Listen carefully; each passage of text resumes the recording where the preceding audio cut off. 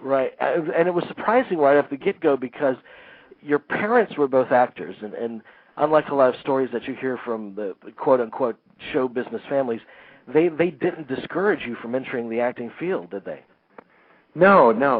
They were hoping that I would find a way to have a life, let's say, and it didn't really matter to them what that was, but I didn't know what to do, so they said try the acting school after lots of different jobs, and then I did, and then I got through it, and then I got I worked for theater for 4 years, and then I was discovered on camera, I'd say.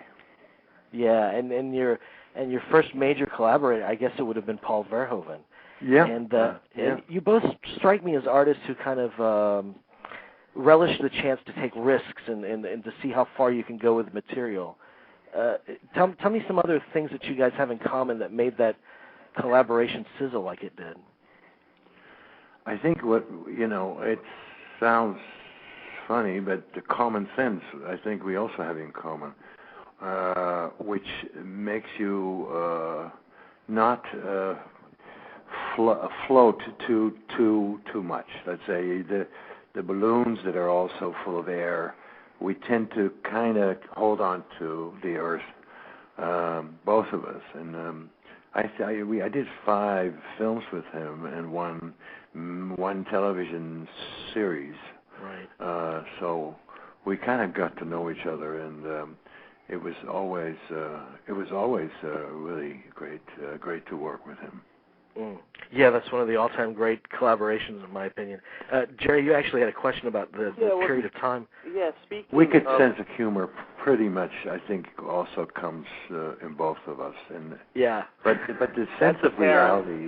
That's apparent on screen, too. Yeah, okay. Okay.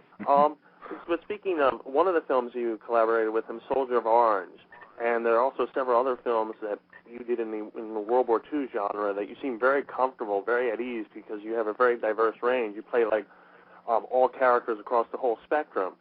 And I was just curious, what is it about that genre that attracts you? Nothing really. Okay. All right.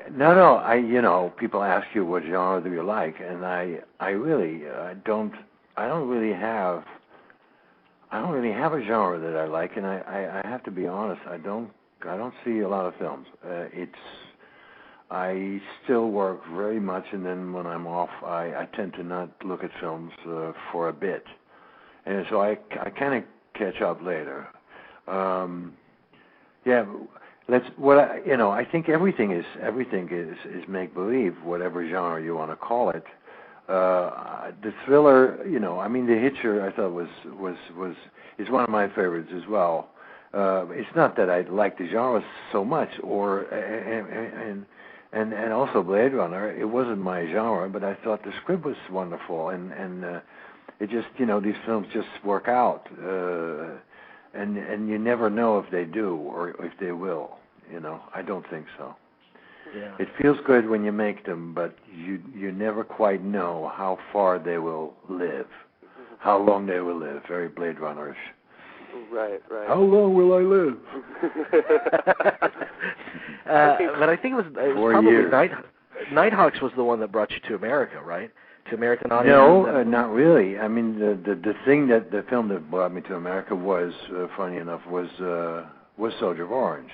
Mm-hmm. And I got like a limited run in cities, and I did press for that, and that was my first. It was my second time in America, because Turkish Delight was also. That was what was it again? It was up for an Oscar nomination, and then there was like a whole thing because there was a lot of nudity in the film. That they called it X-rated, and that you couldn't have a nomination for an X-rated film. It was a big thing at the time. So that was my first time. The second time was Soldier of Orange, and I got a good run and a good idea. And also that was the film that Ridley saw, Why He Wanted Me. So I mean, that film in many ways is sort of my bridge to the United States, or for that matter, an international career. Right. So I owe a lot to that moment, and also to Paul Verhoeven, and to the guy, the real guy, who I was performing a war hero. He just recently died, Erik Haseloff Ulsema, and we became the best of friends. And he died when he was 90. He just died a couple of months ago. Oh wow. Anyway, it's interesting though how Nighthawks has kind of gained a cult status now. I find as the years go by. Because of terrorism, and that was sort of the first. I mean, in Europe, that we had quite a bit of terrorism in Germany mostly, and the whole thing in Munich was Santos. The character in Nighthawks was based on Santos, and Santos was also in charge of a raid of the Olympic Games in Munich. Right, but for the States, it was a new thing. And then, of course, now, I mean, this film I think I did this film in '80, so that's now it's almost 30 years. And then, look where we are now. So yeah, absolutely. Strange. Yeah, it is. It is. But you talk about Nighthawks not being a pleasant shoot, and then a complete 180 seemed to be Blade Runner, because for the exact opposite reason. I think you were given free reign pretty much on your character in Blade Runner, while the Nighthawks experience was very constrictive. Well, I mean, basically not so much free reign, but Ridley was open to ideas, and if he felt they made some sense, then he would use them, and that's sort of where we found each other. I mean, I don't want to be left alone. I would do very strange things. I need the director, but and Ridley and I found each other on that film, and that was after the Nighthawks film was a hard one, and that was such a relief, because I sort of was a bit dented in terms of my beliefs of American cinema making. Right. Or filmmaking. I went, wow, if it's that way, do I want to be here? I don't think so. Mm. So, big relief, and so nice that the film holds its own for so long. It's so amazing. Yeah, and part of the big joy for me in reading your book was that it's clear that you're an actor with so many ideas when you come to the set, and when you explain those ideas and how they came to fruition, that just made me so joyful to read that in the book. Well, thank you. That's if it wasn't for the internet, I wouldn't really trust myself to write all that down, and even that is still, let's say, a map of the ideas that I have. I can't write it all down, but some of it, and but the internet has given me some trust and some faith that people understand what you do, and that's very nice. I never thought they would understand that unspoken language, and they seem to really get it well. So that's very nice. And, I'm wondering. Nice I'm wondering when you craft a performance, how much of it do you rely on intellect and how much on instinct? I think I don't know. It's a mix. It's really hard to judge from me. I think I'd go. I'd say I think I follow the director and my instinct. I follow those lines, and then if the director is in it with me, then I can start doing little fantasies and having little outings with ideas, depending on what the parameters are. But most of it comes from just imagination. I think that's where the audience needs to go. So why would I not start there? Yeah, and so much of it happens in the moment too, and so it has such a quality that it's just alive on screen. I find too. Well, lovely, lovely. I try, and I know, and how much certainty do you have as an actor? No, I don't believe you have a lot of that anyway. And there are times that I think I'm taking a role and I think I can't do it, and that doesn't last very long because I get my senses back. But at the same time, I don't know. I don't have that certainty. I don't want to go the road that I went, so I try to rediscover, characters if I feel that they are repetitive. I mean, if I play a bad guy, I have to have a good sense that I can do something with it, that is worth doing. Blade Runner is a movie that has survived and thrived so well over the years. Do you have a preference as to which one you prefer? A preference for what? For which draft of Blade Runner, you mean?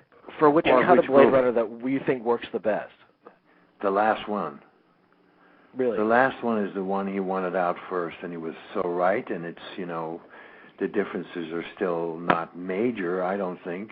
The film always plays it because it's so strong, but this one is really a final cut, and it, and you feel it. It moves better, it's warmer, it got a little more heart for all the characters, especially for Harrison Ford's character, who, I never cared for him that much. And then I was honestly outside of my role. Like, I didn't see it happen. So, yeah, it's a masterpiece, and it's, I know no qualm saying that, and it's because of everybody, and especially Ridley's mind.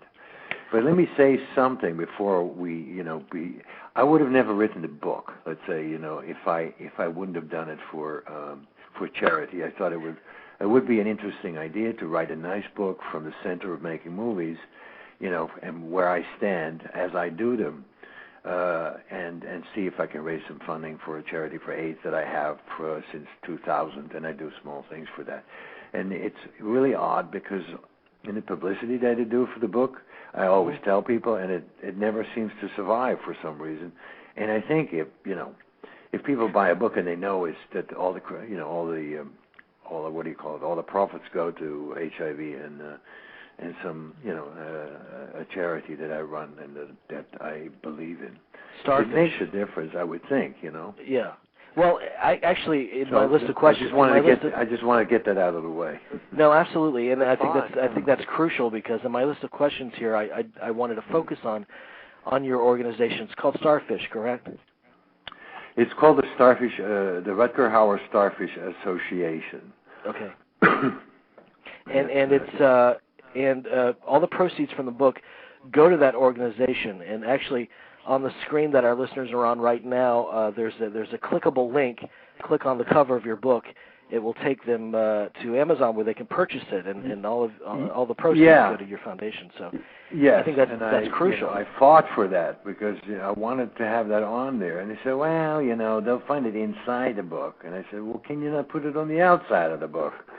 All that stuff. Anyway, you only do this once, right? So tell me what your foundation, what this funding goes towards.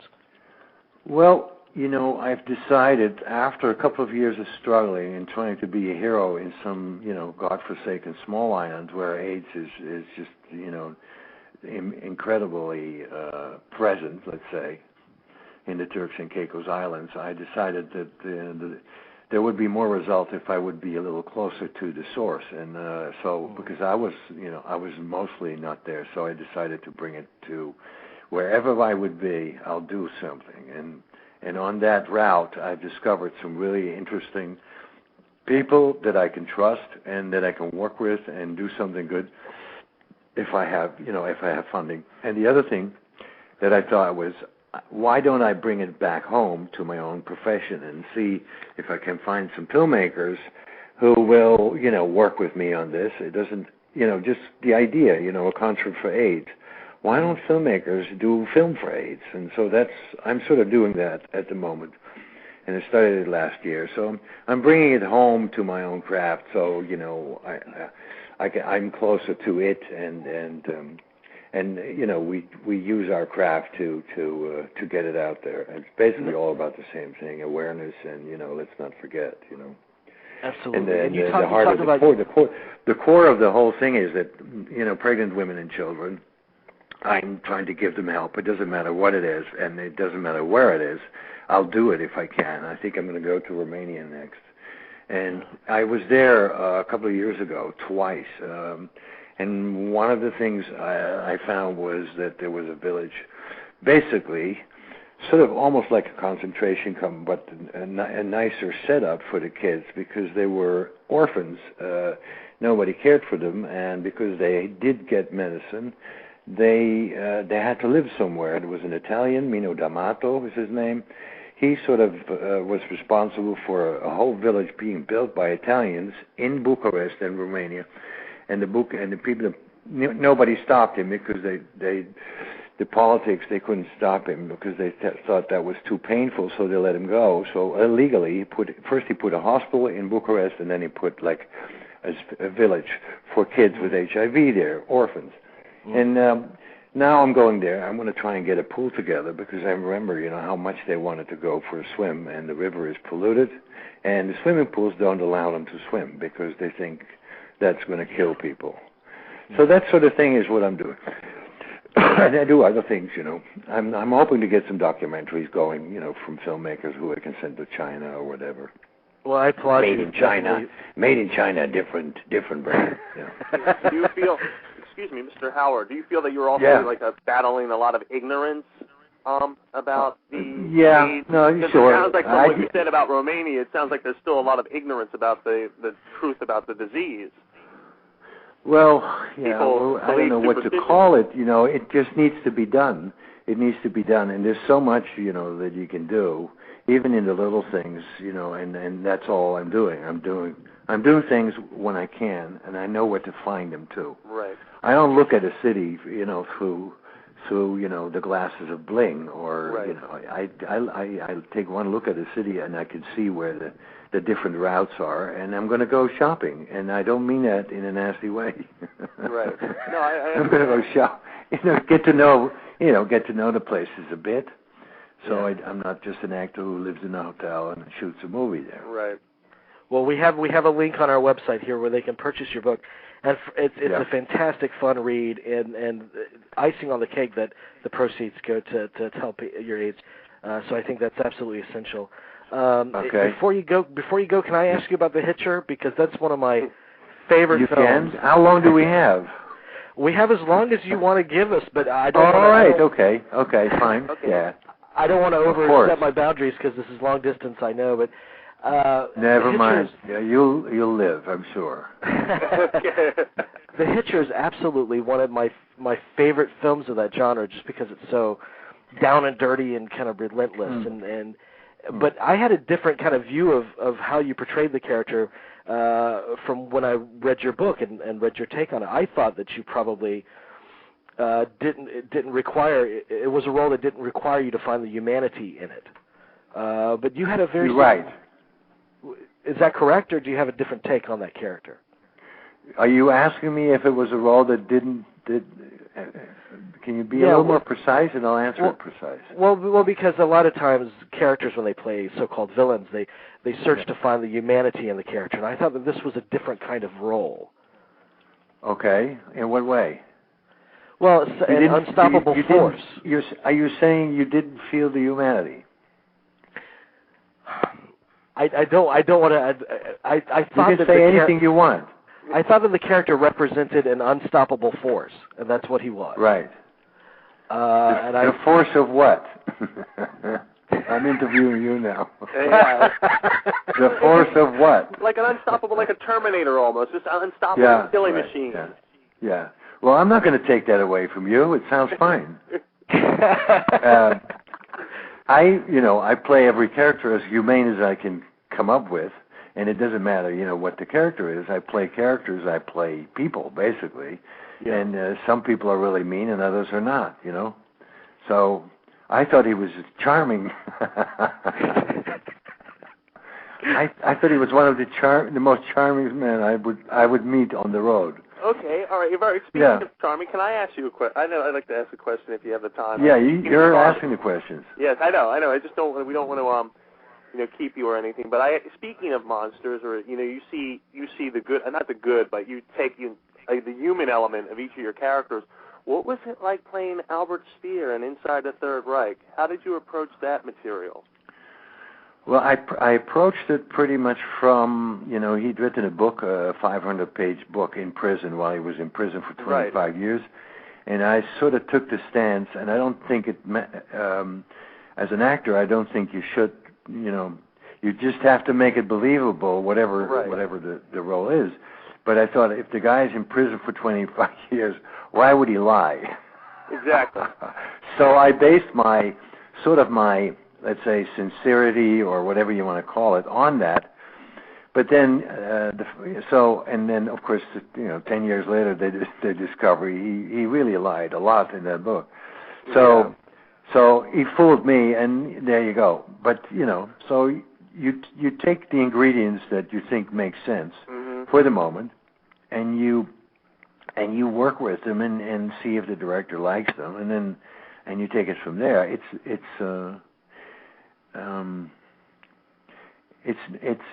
I'm afraid it's not a life-altering experience for me most of the time. But you know how actors sort of tend to go, "Oh yes, it changed my life," but that doesn't really seem to work for me. But maybe I'm missing something. Well, but at the same time, in your book, I mean, you're essentially reviewing your career, so you have to have some. Yeah, well, that's what I want to ask you about. The moments. What moments are you proudest of as an actor? The particular moments in a film where you say, "Oh, yeah, that was gold for me." Well, that's sort of there are moments in some of my other films, like Legend of a Holy Drinker. I think is pretty brilliant. There's a short film I did called The Room that I think there's in the acting, but then also there's in the swordplay. I just love swordplay, in Lady Hawk and in Blind Fury and in horse riding. I love all that stuff. If I see an actor who rides a horse or plays with the sword as if he is really there, I just like that, and I was the master of that for a while. Let's put it that way, and that sort of simple stuff that is physical almost. It's physical. Understanding. I really like that, and am I proud of Lady Hawk? Yes, I am proud, but the most proud I am of the battle in the end, because I did all of it, and the same goes for Blind Fury. And I don't think there's any actor who will ever do that, and I can act a little bit here and there too. No, it's a good mix. Well, for a while there, because they talk about actors being emotional athletes, and you also used your physical athleticism as well for a good stretch of your career. That had to be fulfilling to have an opportunity to mix those two disciplines, I would think. It is. If it works, it's great. I mean, it's hard to explain it. If you get hired for a role, you shoot the movie. This is about Blind Fury. You shoot it in where we shot it. I mean, in Texas and in Nevada, and they edit the movie, and then they come back and go, "Can you come back and do a sword fight, because the end of the film stinks, and we'd like to shoot that." And then you're in front of one of the best swordsmen in history for films, who's always had like a black cap on his face and never been seen on film. God, his name escapes me right now. Yeah, and you talk about him in your book, I know. Yeah, and he says, "You can do this. You can do this," and it's so wonderful. It's just so wonderful to work with these kind of people. Yeah. And the same goes for horsemen, and a lot of other people as well. Yeah. Well, I don't want to take any more of your time up. You've been so generous to us. Yeah. And when you come back to the States, Mr. Hauer, please give us a call. We'd love to hear from you again. You're one of our favorites. Okay. I'm going to go to Cannes first tomorrow to see if I can kind of get some wind going on a project that I want to direct for. It's been on my mind for 2 years now. Is this a feature project? Yeah.